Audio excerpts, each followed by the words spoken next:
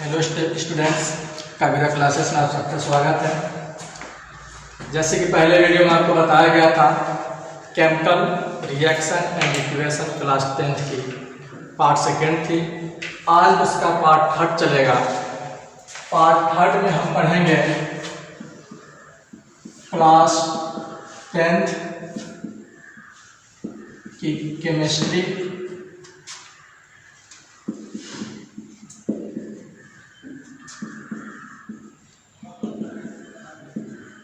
Chemical reaction and equation. इससे पहले वाले वीडियो में आपको बताया गया था कि कितने प्रकार के हैं। तो केमिकल रिएक्शन एंड इक्वेशन में केमिकल रिएक्शन की टाइप बताई गई थी कि कितने प्रकार के होते हैं। तो इसमें आपको बताया गया था यौग अभिक्रिया, प्रतिस्थापन अभिक्रिया, वियोजन अभिक्रिया, अपघटन अभिक्रिया, उभय अपघटन या द्विविस्थापन अभिक्रिया। उसके अतिरिक्त भी केमिकल रिएक्शन में कुछ चीज़ें हैं जो आपके अगले क्लास के लिए इम्पोर्टेंट होती हैं। तो उसके लिए क्या है पार्ट थर्ड में, जिसमें पहले हम पढ़ेंगे उदासीनीकरण अभिक्रिया।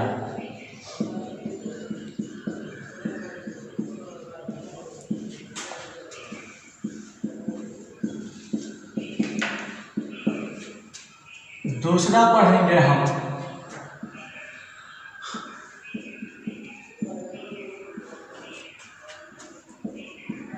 ऊष्माक्षेपी एवं ऊष्माशोषी अभिक्रिया।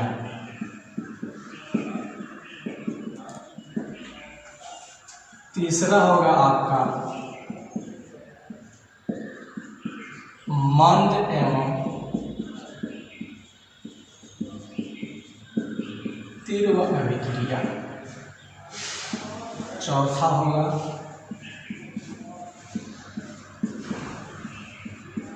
ऑक्सीकरण एवं अपचयन अभिक्रिया। ये क्रिया है आज पार्ट थर्ड के लिए। और इससे पहले जो वीडियो अपलोड किया गया है उसमें बताया गया था यौग अभिक्रिया, संयोजन अभिक्रिया, प्रतिस्थापन अभिक्रिया, मंद अभिक्रिया, वियोजन अभिक्रिया। और हमने ये कहा था कि सभी अभिक्रियाओं के जो एग्जाम्पल हैं अच्छे तरह से आप याद रखिएगा, क्योंकि जैसे ही पार्ट थर्ड समाप्त होगी आपके बोर्ड से रिलेटेड क्वेश्चन दिए जाएंगे जो आपको खुद सॉल्व करने होंगे, पहचान करने होंगे कौन से अभिक्रियाएँ हैं। तो ये इतना नोट कर लीजिए। इसमें हम सबसे पहले चलेंगे उदासीनीकरण अभिक्रिया पे। इतना नोट करने के बाद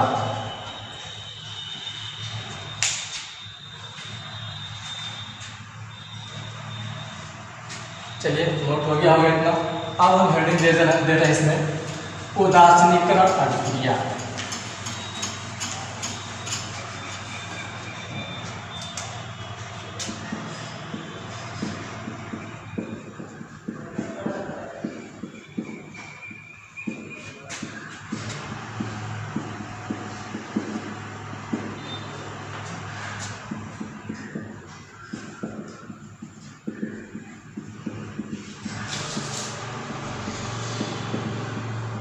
न्यूट्रलाइजेशन रिएक्शन। उदासीनीकरण इसी शब्द से स्पष्ट हो रहा है कि जिसमें वो ऐसी अभिक्रियाएं होंगी जिसमें किसी भी तत्व, किसी भी एटम पर आयंस नहीं होंगे, उदासीन होंगे। और परमाणु हमारे उदासीन अवस्था में ही रहती है, क्योंकि उसमें न्यूट्रॉन, प्रोटॉन, इलेक्ट्रॉनों की और प्रोटॉनों की जो संख्या होती है इक्वल्स होती है, प्रोटॉन और इलेक्ट्रॉन की, जिससे उदासीनीकरण होती है। तो इस उदासीनीकरण अभिक्रिया में हमें पढ़ना है। आप पहले से जानते हैं कि अम्ल और क्षार अभिक्रिया करते हैं, करने की क्रिया को उदासीनीकरण अभिक्रिया कहते हैं। अच्छी बात है। आज हम कुछ अलग तरह के डिफिनेशन जानेंगे। वे रासायनिक अभिक्रियाएं, डिफिनेशन नोट करते रहिएगा। वे रासायनिक अभिक्रियाएं जिसमें अम्ल और क्षार के बीच, अम्ल और क्षार के बीच उभय अपघटन या द्विविस्थापन अभिक्रिया के द्वारा, उभय अपघटन या द्विविस्थापन अभिक्रिया के द्वारा लवण तथा जल बनते हैं, उससे हम उदासीनीकरण अभिक्रिया कहते हैं। अब इसमें दो वर्ड आ रहे हैं आपके सामने, द्विव विस्थापन। क्या आ रहे हैं? द्विव विस्थापन और उभय अपघटन। द्विव विस्थापन या उभय अपघटन। इससे पहले वाले वीडियो में हमने बताया था प्रतिस्थापन या विस्थापन। तो जो प्रतिस्थापन है या विस्थापन अभिक्रिया, प्रतिस्थापन या विस्थापन, इस विस्थापन को हम एकल विस्थापन भी कहते हैं। और यहाँ द्विव विस्थापन की बात हो रही है, अर्थात ऐसी अभिक्रिया जिसमें यौगिकों के बीच आयनों का विनिमय होता है। किसका विनिमय होता है? आयनों का विनिमय होता है, उससे हम द्विव विस्थापन कहते हैं। अब इसी का एक दूसरा रूप है, नाम है उभय अपघटन। यानी उभय अपघटन क्यों कहा जा रहा है? यानी अपघटन का मतलब टूटना, उभय का मतलब कैसा अपघटन, जैसे उभय कह रहे हैं। तो जैसे हम एग्जाम्पल ले रहे हैं AgNO3 और प्लस NaCl, यहाँ पर दो कंपाउंड्स हैं जिसको हम अभिकारक के नाम से जानते हैं, पूरा यह अभिकारक कहलाता है। तो डिफिनेशन क्या है? जिसमें आयनों का विनिमय होता है। तो जो भी कंपाउंड्स बनते हैं उस कंपाउंड्स के बनने की क्रिया में दो चीज सबसे इंपॉर्टेंट होती है, पॉजिटिव और निगेटिव। अब ये पॉजिटिव और निगेटिव क्या है? तत्वों की बैलेंसी होती है, जो आप कक्षा 9 में पढ़े होंगे। एक संयोजी, दो संयोजी, त्रिसंयोजी, चतुर्संयोजी धनायन और उसी के अपोजिट ऋणायन। इन दोनों के बीच जब क्रॉस मल्टीप्लाई कराई जाती है तो कंपाउंड की निर्माण होती है, यौगिकों की निर्माण होती है। तो ये मूलक के रूप में होते हैं। किस रूप में होते हैं? मूलक। मूलक का मतलब ही होता है यौगिकों का निर्माण करना है। तो इसमें हमारी Ag जो है मेटल्स होते हैं, सोडियम भी हमारे क्या होते हैं? मेटल्स होते हैं। पहली पहचान, मेटल्स का हमेशा पॉजिटिव चार्ज होते हैं। अब ये बात क्यों? क्योंकि ये इलेक्ट्रॉन त्याग कर अपनी अष्टक पूरा करता है, अपना बैलेंस पूरा करता है, अपना अस्तित्व को बनाता है। तो जब एक पॉजिटिव मिला तो कंपाउंड में दो ही चीज होती हैं, एक पॉजिटिव और एक निगेटिव। तो जब पॉजिटिव मिल गया तो निश्चित ही इसका दूसरा सहयोगी जो आयन है वो निगेटिव ही होंगे। क्या होंगे? निगेटिव ही होंगे। अब सोचे आप कि पॉजिटिव पॉजिटिव में आ जाए, पॉजिटिव पॉजिटिव में आ जाए, तो सपोज दैट हमने लिख दिया सोडियम Na2 या Ag2। इसको हम कंपाउंड नहीं अणु कहेंगे, कंपाउंड नहीं अणु कहेंगे। तो यहाँ पर क्या होगा? आयनों का विनिमय होगा, अर्थात ये निगेटिव वाला चला जाएगा सोडियम के पास और यहाँ का निगेटिव वाला आ जाएगा किसके पास? Ag के पास। इसी को कहते हैं उभय अपघटन। तो इन्हीं क्रियाओं के दौरान जब अम्ल और क्षार के बीच आयनों की आदान प्रदान होगी तो लवण और क्या बनेंगे? जल। तो ये पिछले वाले वीडियो आपको बताया गया था पार्ट सेकेंड वाले में, जिसे आप से ये कहा जाएगा कि कबीरा क्लासेस की चैनल को सब्सक्राइब कर लें और उभय अपघटन और द्विव विस्थापन समझने की उस वीडियो को जरूर देखें। तो हम एग्जाम्पल ले रहे हैं, पहले परिभाषा के आधार पर परिभाषा फिर सुन लीजिएगा। वे अभिक्रिया जिसमें अम्ल और क्षार के बीच उभय अपघटन या द्विव विस्थापन क्रिया के द्वारा लवण तथा जल बनते हैं उससे हम उदासीनीकरण अभिक्रिया कहते हैं। जैसे कि हम यहाँ पे ले लें HCl और प्लस NaOH, HCl और NaOH। सबसे सिंपल हमने एसिड लिया है जिसको कहते हैं हाइड्रोक्लोरिक एसिड। यहाँ पर H और कोलिन है, जबकि आवर्त सारणी में H की स्टेबिलिटी अभी तक निर्धारित नहीं की गई है। इसे फर्स्ट ए समूह या सेवेंथ ए समूह में भी रखा जा सकता है, लेकिन प्राथमिकता इसको फर्स्ट ए समूह में ही दी जाती है क्योंकि इसका अंतिम इलेक्ट्रॉन यस उपकोष में प्रवेश करता है, इसलिए यस ब्लॉक के फर्स्ट ए समूह में रखा गया है। तो उस आधार पर इस पर क्या होंगे? Positive charge.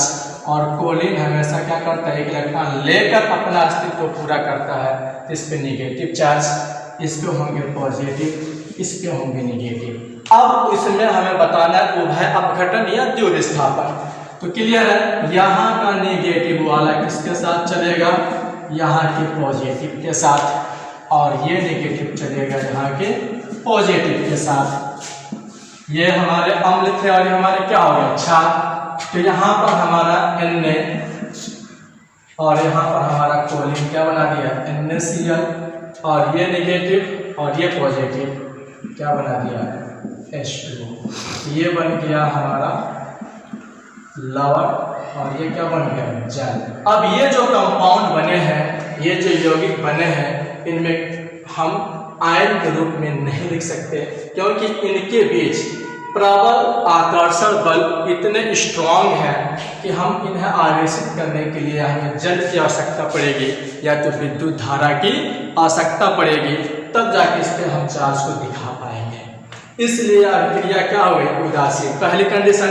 दूसरी कंडीशन, अगर जिसको हम तोड़ भी रहे हैं तो देख लीजिएगा Na+Cl-। फिर इस जल को तोड़ेंगे तो H+ और OH-, सबकी संख्या क्या हो गई, बराबर हो गई। फिर ये कंपाउंड बना के अपने आयनिक अवस्था को क्या कर देंगे, खो देंगे। इसीलिए इस अभिक्रिया को हम कहते हैं उदासीनीकरण अभिक्रिया। पहला डिफिनेशन हुआ, एग्जाम्पल इसका नोट कर लीजिएगा पहले डिफिनेशन के आधार पे। अब हम चलेंगे इसका दूसरा डिफिनेशन जान लें। दूसरा डिफिनेशन क्या है, वे रासायनिक अभिक्रिया जिसमें उचित मात्रा में, वे रासायनिक अभिक्रिया जिसमें उचित या पर्याप्त मात्रा में अम्ल और क्षार मिलाने पर, अम्ल और क्षार मिलाने पर अम्ल अपना अम्लीय गुण और क्षार अपना क्षारीय गुण खोकर लवण तथा जल बनाते हैं, लवण तथा जल बनाते हैं, उसे हम उदासीनीकरण अभिक्रिया कहते हैं। फिर सुन लीजिए, वे रासायनिक अभिक्रिया जिसमें उचित या पर्याप्त मात्रा में अम्ल और क्षार मिलाने पर, अम्ल और क्षार मिलाने पर अम्ल अपना अम्लीय गुण, क्षार अपना क्षारीय गुण खोकर लवण तथा जल बनाते हैं, उसे हम उदासीनीकरण अभिक्रिया कहते हैं। इस डिफिनेशन में भी इस एग्जाम्पल को हम क्या कर सकते हैं, लिख सकते हैं। दूसरा एग्जाम्पल और देख लें।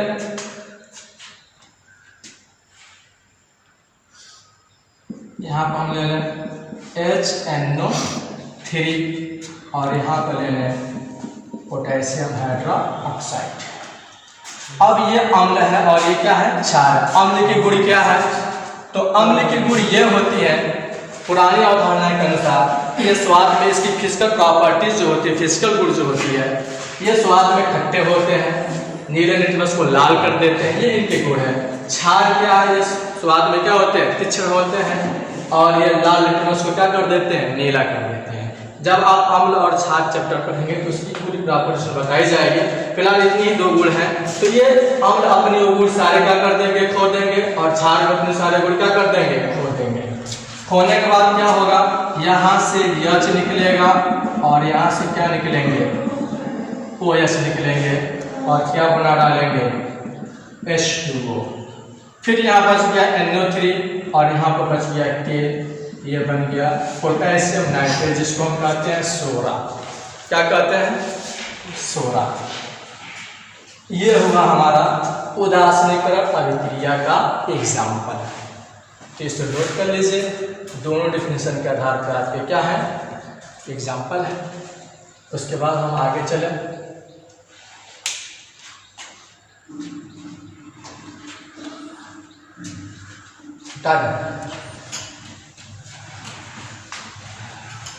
ये बहुत इंपॉर्टेंट चीज है उदासीनीकरण अभिक्रिया।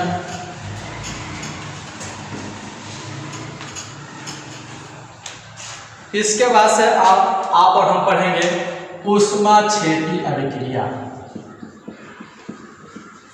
ऊष्माक्षेपी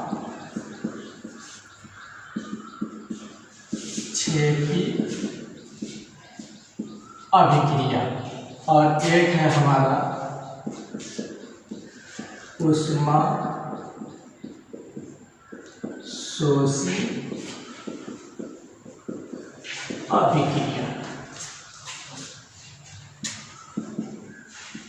एक्सोथर्मिक रिएक्शन और ये होता है एंडोथर्मिक रिएक्शन। इसकी जो पुरानी अवधारणा है, इन ऊष्माक्षेपीय अभिक्रियाओं में जो ऊष्मा निकलती है उसे हम डेल्टा एच के रूप में प्रदर्शित करते हैं। इसमें भी जो ली जाती है उसे भी हम डेल्टा एच के रूप में प्रदर्शित करते हैं। एच जो होता है हीट यानी ऊष्मा को प्रदर्शित करता है। डेल्टा का मतलब होती है उसमें चेंजिंग, परिवर्तन, ऊष्मा में क्या क्या परिवर्तन हो रही है। तो एक्सोथर्मिक का मतलब ये होता है, एक्सो का मतलब होता है उत्सर्जित करना। क्या करना? उत्सर्जित करना। थर्मो का मतलब थर्मिक लिया गया है किससे? थर्मो से। थर्मो का मतलब ऊष्मा। तो क्या हम उत्सर्जित करेंगे? ऊष्मा उत्सर्जित करेंगे कब? रिएक्शन के समय, अभिक्रिया के समय। यदि किसी अभिक्रिया के समय ऊष्मा उत्सर्जित होती है, निकलती है, उसे हम क्या कहते हैं? ऊष्माक्षेपी अभिक्रिया। फिर सुन लीजिए, एक्सो का मतलब निकालना, उत्सर्जित करना। थर्मिक लिया गया है थर्मो से। थर्मो का मतलब होता है हीट, हीट का मतलब ऊष्मा। रिएक्शन का मतलब अभिक्रिया, अभिक्रिया, और इसका मतलब क्या हो जाएगा? उत्सर्जित करना या निकालना। तो ये क्लियर हो गया कि अभिक्रिया के समय, किस समय? अभिक्रिया के समय ऊष्मा उत्सर्जित होती है, तो इसे हम ऊष्माक्षेपी अभिक्रिया कहते हैं। जैसे हम रिएक्शन लिख दें यहाँ पर, N2 3H2 change into 2NH3 plus, इतना ऊर्जा निकल गया रिएक्शन के समय। और इसी तरह से नाइट्रोजन और हाइड्रोजन मिलकर क्या बना रहे हैं? अमोनिया, और 10,400 किलो कैलोरी जूल क्या हो रही है? ऊष्मा उत्सर्जित हो रही है। तो यहाँ पर पॉजिटिव चार्ज है, तो स्टूडेंट ये कंफ्यूज कर जाते हैं कि ऊष्माक्षेपी है कि ऊष्मा शोषी है। तो ये ध्यान रखिएगा कि ऐसे रिएक्शन में यदि एनर्जी पॉजिटिव चार्ज में आ रही है तो वो ऊष्माक्षेपी होगी, नेगेटिव में आएगा तो ऊष्मा शोषी होगी। क्योंकि जब इसकी चिन्ह को हटा के डेल्टा एच के रूप में लिखेंगे तो ये नेगेटिव 22,400 किलो जूल होगी। और जब इस डेल्टा एच को हटा के समीकरण में जोड़ने चलेंगे तो ये नेगेटिव साइन किसमें कन्वर्ट हो जाएगी? पॉजिटिव साइन में। तो हम कहेंगे वे रासायनिक अभिक्रिया जिसमें ऊष्मा का उत्सर्जन होता है उससे हम ऊष्माक्षेपी अभिक्रिया कहते हैं। जैसे नाइट्रोजन हाइड्रोजन की अभिक्रिया में 22,400 किलो कैलोरी जूल क्या हो रही है? एनर्जी मुक्त हो रही है। लेकिन जब इक्वेशन समीकरण में लिखा गया है तो ये पॉजिटिव चार्ज है। ये पुरानी अवधारणा है, लेकिन आजकल क्या लिखा जा रहा है? Delta H equal to negative sign दी जा रही है। तो ये ध्यान रखिएगा कि जब डेल्टा एच बराबर नेगेटिव साइन आए तो ऊष्माक्षेपी है, और जब इसको हम समीकरण में जोड़ेंगे तो पॉजिटिव साइन आएगी तो वो क्या हो जाएगी? ऊष्माक्षेपी। ये ऊष्माक्षेपी की पहचान है, इसको नोट कर लीजिए। तो ये पहचान आप समझ गए। डेल्टा एच नेगेटिव होगा तो ऊष्माक्षेपी, और इसका जब डेल्टा एच हटाएंगे तो पॉजिटिव हो जाएगी, तब भी क्या होगी? ऊष्माक्षेपी। तो ये हुआ ऊष्माक्षेपी का। परिभाषा फिर सुन लीजिए, वे अभिक्रिया जिसमें ऊष्मा को उत्सर्जन होती है उसे ऊष्माक्षेपी अभिक्रिया कहते हैं। एग्जाम्पल के तौर पर यह है। इसके बाद आपको नेक्स्ट वीडियो में ऊष्मा शोषी और शेष अभिक्रिया के बारे में बताई जाएगी। इसके लिए कृपया क्लासेस को सब्सक्राइब कर लें और आने वाले वीडियो को अपलोड करके अध्ययन करें, बोर्ड की तैयारी करें।